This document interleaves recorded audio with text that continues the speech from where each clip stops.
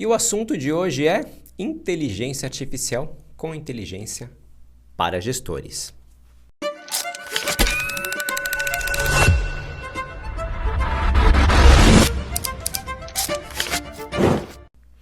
Olá, eu sou Ibiapaba Neto e há mais de 12 anos eu sou CEO de uma importante instituição que representa um dos maiores setores do agronegócio brasileiro.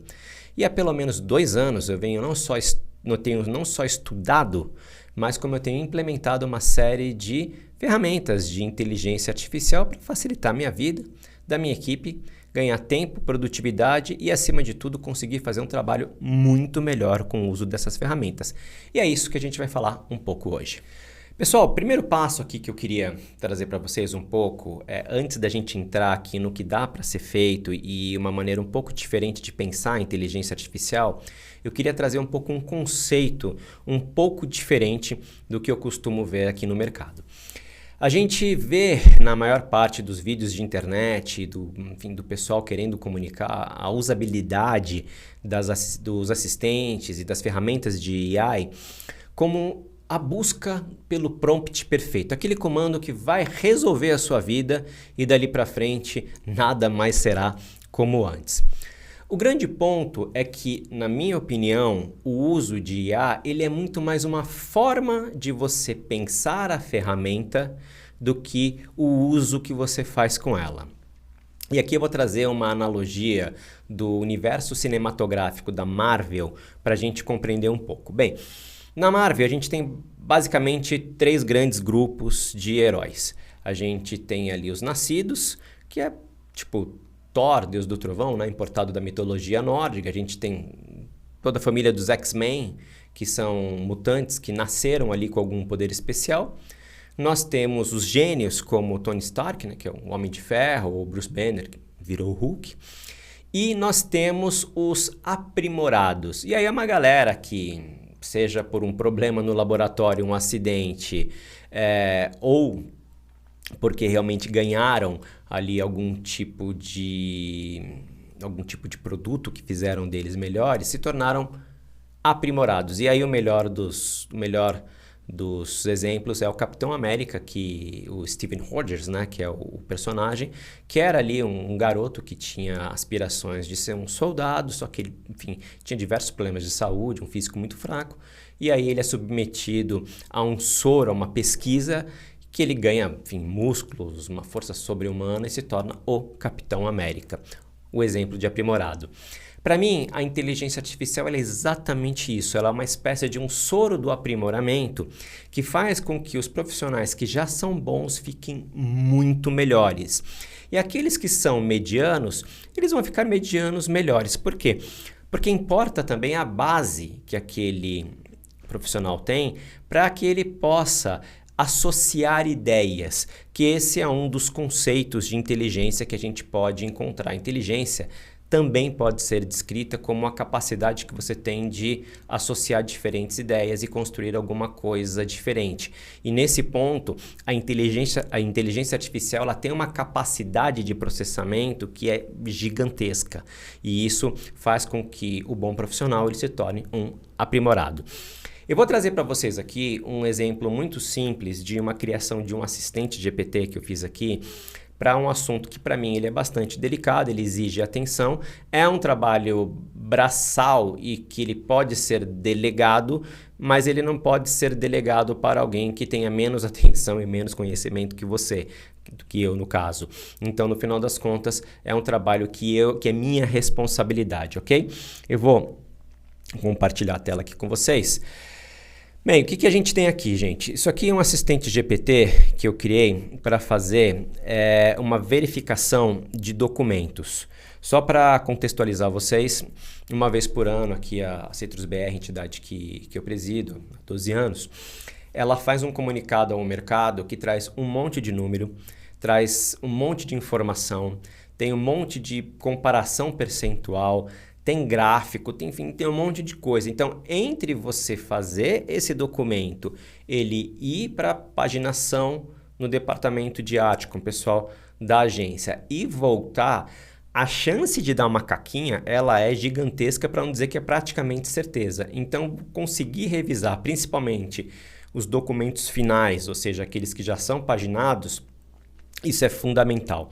Então, o que eu fiz aqui para a gente entrar um pouquinho aqui no o que dá para ser feito, né?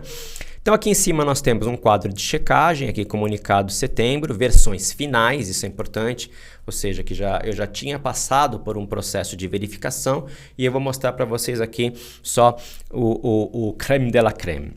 Então, aqui nessa primeira coluna, o que a gente tem? A gente tem os itens que foram checados. Então, a gente tem 1, 2, 3, 4, 5, 6 itens que foram checados de diferentes formas. Então, aqui primeiro eu tenho produção, e aí ele vem aqui comparando o texto em português com o texto em inglês. O gráfico 1, e aí ele mostra aqui o que está tudo certo, inclusive os números percentuais. E a observação. Então, aqui português e inglês consistentes, linguagem correta, sugestão aqui, nenhum ajuste.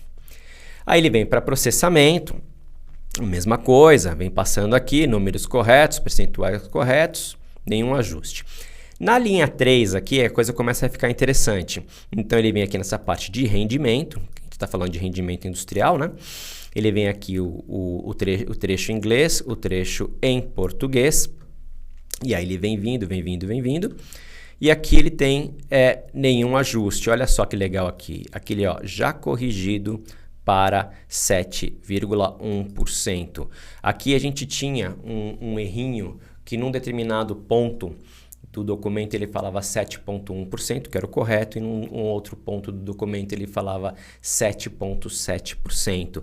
E aí fica aquela coisa, aquele erro bobo que não poderia ter sido revisado, mas se você não presta atenção, ele acaba passando e é muito ruim. No item 4 aqui, a mesma coisa. Quando a gente vem aqui, olha, inglês, e aqui era só na versão inglesa, ajustado para de 703.0 para 703.2. E aqui era uma diferençazinha que existia entre o número que estava no texto e o gráfico. Na aproximação, na hora que foi feito o gráfico, a coluna do gráfico, o que aconteceu? Teve ali uma aproximação, provavelmente do software, e aí, como era 703.2, ele arredondou para baixo, para 703.0, mas isso acaba sendo um problema, porque o que a gente quer? A gente quer um documento consistente, né? E aí ele vem aqui, enfim, ele vem aqui trazendo o resto, né? Inclusive uma palavrinha aqui que ele pegou, que a gente usa inventories aqui no lugar de stocks, e por aí vai. Bem, aqui na nota técnica ele já trouxe aqui todas as questões que eram importantes, e aqui no final a compatibilidade, né? Português e inglês, ambas as versões agora alinhadas, conferências dos gráficos, enfim, todo o uso da linguagem e por aí vai. E aqui olha só que legal, gente, isso aqui, ó, termos técnicos alinhados com USDA Food News. O que ele quer dizer com isso daqui? Isso aqui foi uma instrução que eu dei para o robozinho, em que eu subi alguns materiais de referência para ele. Vamos lembrar que todo assistente GPT, todo assistente GEM, ele é um grande imitador. Ele imita tudo que você ensinar para ele. Então, o que eu fiz? Eu peguei alguns documentos de mercado que eu gosto muito, que eu sei que eles são amplamente aceitos no mercado internacional e possuem uma linguagem muito boa em língua inglesa sobre o meu mercado. Então eu pedi para o sistema aprender com eles os termos técnicos, e na hora que eu coloquei o texto ali, que eu digitei o texto, eu pedi para ele checar para ver se tinha alguma inconsistência, se todos os termos técnicos estavam certos, ou se ele tinha alguma sugestão. E ele trouxe, no final das contas, algumas sugestões que foram muito boas e enriqueceram ali o resultado final do produto. Então, e aqui no final ele traz aqui, né? Ou seja, deixa eu compartilhar aqui, né? Traz aqui, ou seja, os arquivos finais estão consistentes, corretos e prontos, né? E quer que eu monte agora um checklist? Não, aí não precisa, né? Então, voltando aqui, então a gente tem aqui esses quadros de comparação, e eles são bem importantes para que a gente possa fazer esse trabalho. Bem, O que é importante aqui, gente? Isso é uma forma de você pensar a inteligência artificial. Não é apenas um trabalho. Quer dizer, se você subir 2 arquivos e você pedir para que ela faça a correção entre um e outro, pode ser que ela faça bem feito, pode ser que ela não faça. Quando você cria um assistente em que ele vai você sobe uma base de conhecimento, você dá instruções para ele aprende com o tempo. Então, o que significa? Que nos próximos documentos que a gente produzir para o mercado, ele já vai ter uma curva de aprendizado maior e com isso ele vai ficar melhor e melhor e melhor. Nessa brincadeira, eu economizei horas e horas e horas de trabalho. Vocês imaginem que eu estou falando de um documento de 6 páginas, bilíngue, português e inglês, em que eu tinha que corrigir página por página, número por número, gráfico por gráfico, palavra por palavra, praticamente, para saber se ele estava certo. Hoje, o que eu faço? Eu coloco no robozinho, ele faz essa primeira triagem, aí depois eu faço uma rechecagem, uma leitura em cima disso, mas com a certeza de que o resultado final ele é muito mais seguro do que depender apenas da atenção humana. Vamos lá, esse não é um trabalho que é para você, ele não é rocket science, a gente não está construindo foguete, a gente está falando de um trabalho que exige atenção, apenas isso.